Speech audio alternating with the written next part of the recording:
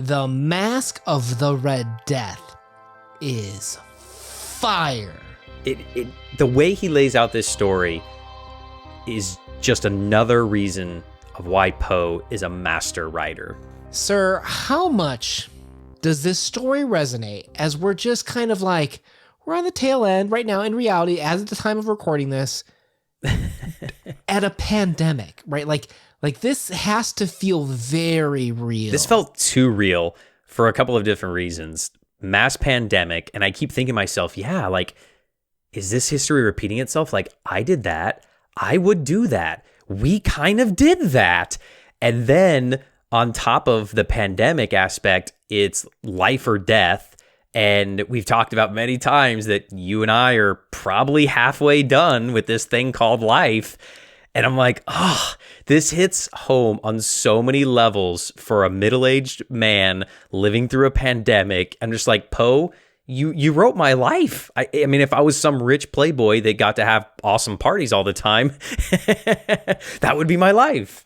Well, it's kind of like, remember when we read The Wastelands and then we went into Wizard and Glass? It had that backdrop of the super flu that just took out the world, right? Like the scenery is despair. We got nothing. People dying because of the plague. It's awful. But that's not the setting of the story, right? Prince Prospero takes all these people to this castle, this abbey, this hidden away place where they don't social distance, just saying. And the scene is not despair. It's socialization. It's partying, it's living.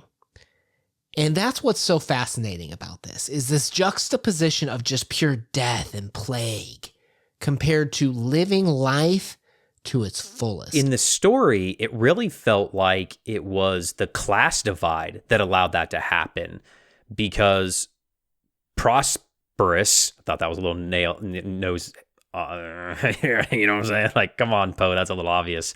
But it felt like that the richer you were, the more you could ignore real life problems, was one of the kind of things Poe was saying. And we know that Poe was kind of destitute and poor most of his life and died penniless. Well, here's a quote for you. He had directed, in great part, the movable embellishments of the 7 chambers upon occasion of this great fete, and it was his own guiding taste which had given character to the costumes of the masqueraders. Be sure they were grotesque. So when we talk about class divide and rich, you've made an argument before in, I think it was our video with Tolstoy's The Death of Ivan Ilyich, that wealth sometimes buys you a certain amount of control, a certain amount of buying off mistakes even. What do we think about how the narration almost calls into effect that Prospero designed this place? He's throwing a party with 1,000 of his best besties, and the fact that he's almost even directing what they're supposed to be wearing and dressing as. Like, there's a certain amount of control that Prince Prospero has in this world. That's exactly how I took it, that money buys control. I mean, money equals power, power equals control, and that is sort of his form of happiness, I think. I don't know. He doesn't seem to be happy. He seems to be deflecting because of his position in life. I feel like that he's old and he's trying to avoid the plague, and buying these parties, buying these friends is the only way that he knows how to cope with his own mortality. There's this movement of utopia type projections, like in movies, where the world is perfect. It's great. Like, we've got science to detect cancer. We've got these drugs that improve your long life. It's this perfect existence where disease doesn't exist, where there is no poverty. We're all happy and wealthy. But that feels really uneasy. We can't be happy as human beings.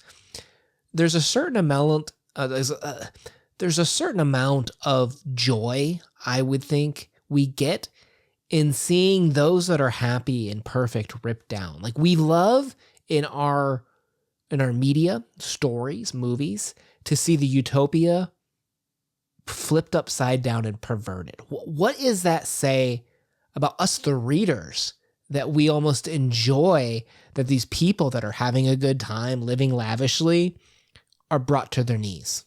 Oh man, I gotta tell you, disaster movies are like my favorite. I love when they destroy the world, and to see how humanity evolves or de-evolves is probably a better terminology for it. But I think that you see true humanity, right? I mean, that's us at our core.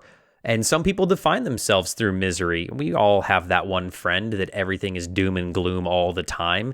That's how their existence is the best for them. They love that. They thrive in that. That pushes them further. And I think Poe is trying to say that money is a way to buy yourself out of that, or at least buy yourself some faux control over your life, because ultimately we all have the same ending, as Poe kind of points out in this story. We're all going to die in the end. One of the things Prospero does is he designs this castle with like these different rooms that have like the different colors, right? I wrote down blue, purple, green, orange, white, violet, and then black, but the black room has like red stained glass windows. Each of these rooms has this stained glass window where light comes in and cascades over the room. Right? There's no light source in the room, at least how I read this. It's all about this stained glass washing over this color in the room. How did that make you feel, or what do you think? Why do you think you would design the castle this way? I don't know if Prospero was doing this or if it's my interpretation of what Poe was doing for the story, but I feel like it was representations of different points in his life.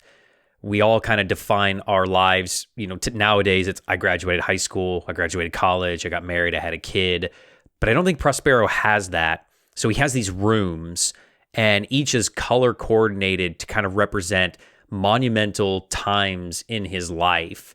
And even the rooms themselves are positioned, I think, strategically in the castle to represent different times in his life. And that's probably more Poe writing that into the story. Like the very first one is facing east, and the very last one is facing west. And so for Poe, in our culture and society, that would have been the east, of course, is the sunrise, life, and then west, the sunset, death, with the last one, with the red being blood, or the plague killing you and taking your life, or blood is the life giver. And so I think it's an interesting mix of, is this more Prospero building this, or is this more Poe writing this for us? Interesting. There's a quote I want to share with you about that, because we talk about this life, like you mentioned here, moving through life. To and fro in the 7 chambers there stalked, in fact, a multitude of dreams. And these, the dreams, writhed in and about, taking hue from the rooms and causing the wild music of the orchestra to seem as the echo of their steps. And anon there strikes the ebony clock, which stands in the hall of the velvet, and then momentarily all is still, and all is silent save the voice of the clock. The dreams are stiff frozen as they stand. The echoes of the chime die away, and they have endured but an instant. And a light, half-subdued laughter floats after them as they depart. Okay, pause for, the amazing writing here. But the usage of the word dreams, the usage of the word hue, color, being cast over. How did this quote land upon you? Wow, that's there's so much there to unpack. Where do I begin? For me, it really hit with the clock of that time is ticking for all of us. Time is going away for all of us. And that if we don't achieve our dreams, then what is the point of living? And time won if you don't achieve your dreams. And time is going to continue on whether you achieve your dreams or not. And so you should go after them. You shouldn't hold yourself up like Prospero does away from the world. You should go out and live your life, and don't stay frozen like him. He's staying stuck in one place. Don't do that. I think this is almost a cautionary tale as well as many other things. So many layers to this story that's Poe is giving us. Do you think anyone might interpret this as the story is a dream? Like, what if Prince Prospero is already dying? And there's not an abbey. There's not an escape. This is all literally just a dream in his head as he's moving towards the final black room, the seventh room of death, of the plague coming from. He already has the plague. He's sentenced to death, and it's just a matter of time. And this is all a mad fever dream. Is there commentary there too, where someone may interpret this as, don't live your life just in dreams, but you must live. You must not get caught up in the dream, and you must find your way back to reality, almost, even in a sense. Oh, interesting. I hadn't thought of that. So he's just laying in the snow somewhere, dying, having a fever dream that he's this rich guy throwing a party, but really he is dying of the plague. I hadn't thought of that. But is that okay? Are you allowed to live happily in an alternate reality? I mean, if he's happy, who are we to say, no, Prospero, you can't have your happiness? The red pill or the blue pill? Now, with that said, do you know what the original title of the story was when it was first published? Oh, I didn't look that up, no. It was actually published as The Masque of Red Death, a fantasy. Oh, so a dream, a fantasy. Okay. That makes a little more sense now. Well, think about it. Clock strikes 12. What happens at 12? 12 is a number that happens twice in a day, right? And each time it's this, I mean, the term is, it's this reset. Exactly. It's this shift, this changing over and are we experiencing a changing over from reality and fantasy in this story with what do dreams represent? The character that introduces himself right when it hits noon, or midnight, I should say, is this masked figure, the Red Death personified. And they say, even in the story, the figure in question had out-Heroded Herod, right? Which is a very specific tale in the Bible about the slaughter of the innocents, people that hadn't done anything wrong. So the loss of the innocents. Yeah. So all these people partying, are they innocent? What does it mean that the plague comes along and is able to freely move through these people, even though Prince Prospero orders, seize that man? How dare he? With all my wealth and power, I have 1,000 friends here with me. Surely we can capture this man. I think this is showing that it doesn't matter who you are, death is coming for you, that it is the great equalizer. And I know nowadays that's maybe kind of commonplace knowledge, but when Poe wrote this, I think it was kind of revolutionary of him saying, hey, I don't care that you guys think you're better than me, or you have more money, or you follow this religion, or whatever. When we all die, it's going to be the same. Oh, that's interesting. A self-justification story, if you will. Yeah. Okay. Now, here's what's interesting is that the figure, he's almost kind of like splattered in blood. Red. There's that red symbolism. He would look so cool, right? Yeah. Well, and then remember all these party goers, they're like, yeah, we're not partying in that seventh room, super creepy, avoiding it. And that clock totally throws us off our jam. So I think there's something that I think a lot of people will pull from this, right? Like the idea of this switch over to death from reality to fantasy to reality, that this clock stops things. Like it's almost like time has this way of making you reevaluate your life, making you kind of wonder, am I doing the right things? And all these people at this time, whenever it's the o'clock and the clock chimes, have to stop what they're doing. They have to face reality for a couple of seconds every hour. And here we are at the end of the day, the switch, life to death even. We can't go into that 12th room with the black, which is typically bad, with the red, which is typically blood and scary. And here comes this guy wiping everyone out in a time when the plague is present. It's almost like everyone is forced to face their mortality at some point or other and recognize that regardless of how much money you have, how much fun you're having, every hour that goes by, you are one step closer to death. Ooh, it gave me kind of chills there. One thing you brought up that I thought was interesting was this idea of time. I mean, because if you kind of think of time as relative, and if Prospero is having a fever dream, time is shifting for him. I mean, when you've been sick before and you're kind of like not lucid and you're laying in bed and you're like, oh, and like you close your eyes and like you got medicine head, or, you just kind of feel like that floaty feeling. And next thing you know, it's like 8 hours have passed and it feels like 5 seconds. Or when you have those, really terrible nights of sleep, you close your eyes and it's like your alarm goes off and like it felt like your eyes were shut for 1 second. I think that time is subjective to what's going on in your life. And in the story, the clock is keeping that regulation of time, which is breaking Prospero's reality if he is truly having this, fever induced plague dream thing, psychosis. I don't know. But I love that perspective. I think that's really, really cool. So the last line, right? But right when Prospero's like, okay, catch this guy. And he's like, yeah, I'm murking all you people. You're all dead. and they take the mask off or the robes, whatever it was. And there's no one there.